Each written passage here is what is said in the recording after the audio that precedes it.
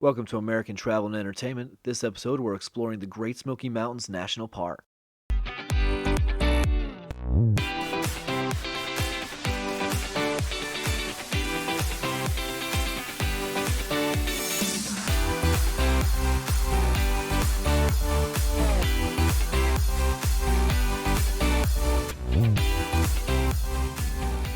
The park borders the states of Tennessee and North Carolina. The three main entrances to the park are Gatlinburg in Townsend, Tennessee, and Cherokee, North Carolina. Great Smoky Mountains National Park is America's most visited national park. The park receives approximately 9 million visitors per year. There is no entrance fee, unlike other parks. Internet and cellular access is limited at best due to the landscape, and there is no Wi-Fi available. Elevation ranges from approximately 875 feet to 6,643 feet.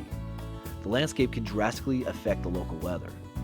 Temperatures can vary between 10 to 20 degrees cooler at higher elevations than in the mountain base. Clear skies lower down the mountain do not guarantee equally pleasant weather at the higher elevations.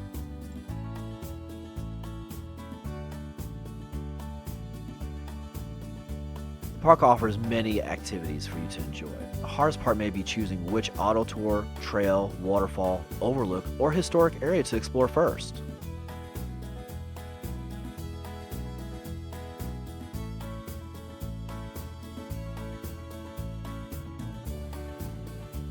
Surfaces around historic structures are often hard-packed, allowing easier accessibility for park guests with mobility issues.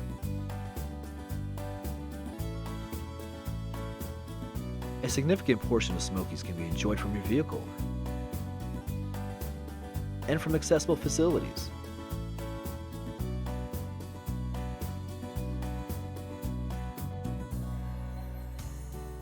Activities range from viewing the scenery,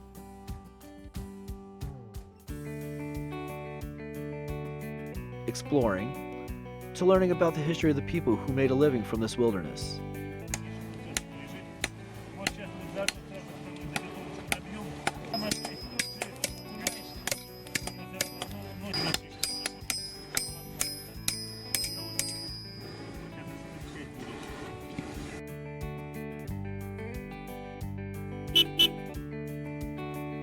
Auto touring has always been a favorite of parkgoers. With 384 miles of total roads, 238 are paved and 146 are unpaved. There's plenty of touring to cover by car. Some favorite auto touring destinations within the park are Cades Cove, Cataloochee, Clingman's Dome, Roaring Fork, New Gap. Along many park roads, booklets are available to serve as your personal tour guide. These booklets are keyed and numbered to posts or landmarks and include information about the park's history, wildlife, and plants. Self-guiding tour booklets are available from dispensers at the start of each of the roads they cover. Booklets are also available at the park's visitor center and online. While on your leisurely drive of 35 miles per hour or less, you will have an opportunity to explore 342 structures in the park, including 5 historic areas with 97 structures, preserving the Southern Appalachian heritage.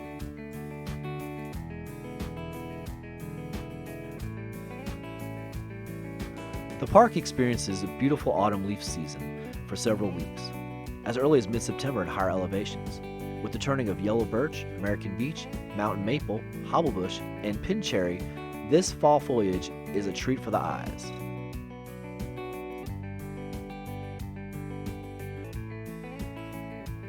The fall color display usually reaches peak at mid-October and early November. This is also one of the park's busiest time of the year.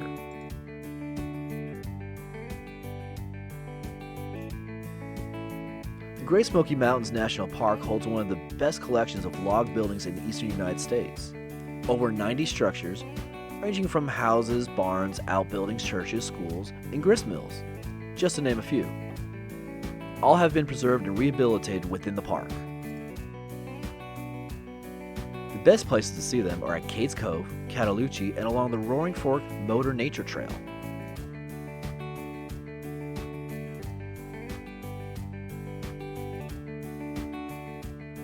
Cemeteries can give an insight to the park's past.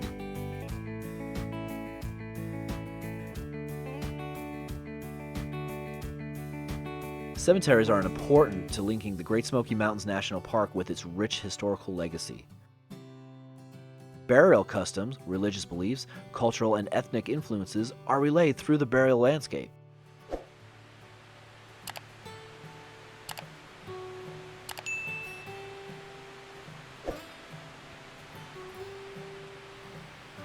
Over 200,000 visitors a year hike trails to view the waterfalls. Some of the most popular are Grotto, Laurel, Abrams, and Rainbow Falls.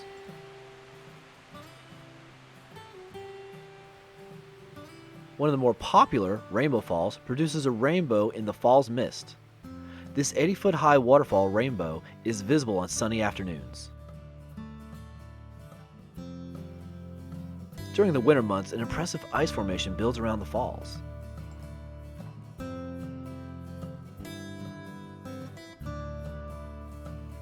The nearly 5.5-mile round-trip hike is considered moderate in difficulty. It takes about 3 to 5 hours to hike to the waterfall and back.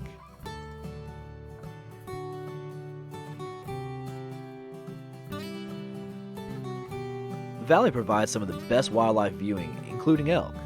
This is due to a program that reintroduced elk back into the park.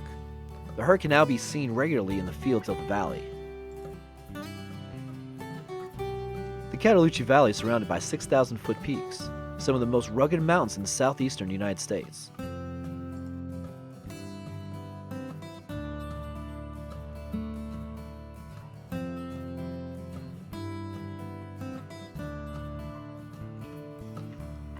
Cataloochee is the best place in the park to see historic buildings from the late 19th and 20th centuries, including a school, 2 churches, a home, and several other buildings.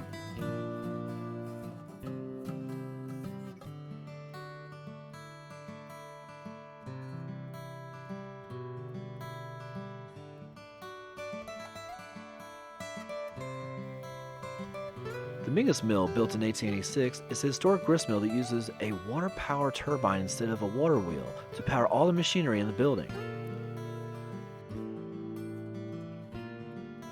Located at its original site, the Mingus Mill stands as a tribute to the test of time. Guided horseback rides are available at the 4 riding stables in the park from mid-March through late November. Rides on the scenic trails last about 45 minutes to several hours. How about a hayride instead? Cades Cove Riding Stables offers hayrides. Rides last about 1.5 to 2 hours, traversing around Cades Cove Loop Road. Carriage rides are also offered, a 20 to 30 minute horse-drawn carriage or wagon ride on a park trail. Bringing your horse to the park is also an option. With about 550 miles of hiking trails open to horses, you can surely find the perfect one for you. You can obtain an official trail map at the park's visitor centers. 5 drive-in horse camps provide ready access to backcountry horse trails. Camps are located at Cades Cove, Big Creek, Round Bottom, and Toe String. Horse camps are open April through October.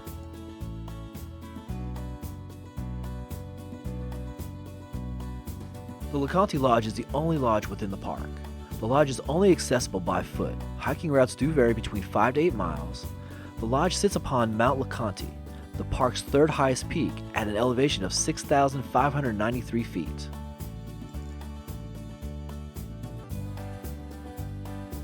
The lodge is open from mid-March through mid-November.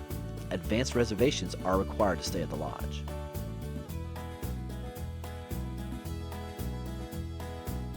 There are no other motels or cabin rentals located within the national park other than the Lecante Lodge.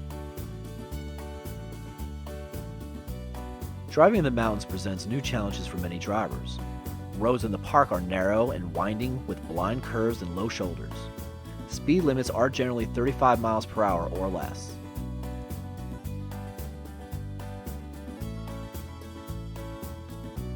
The park does offer several different types of campsites, from backcountry, which requires hiking several miles to the campsite, front country, camping near your car, and close to restrooms and cold running water and flushable toilets.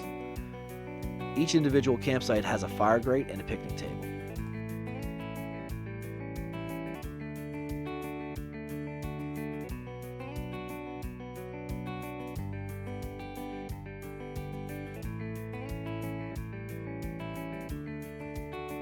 The surrounding communities of the national park also offer a range of accommodations including hotels, cabins, bed and breakfast, and campgrounds.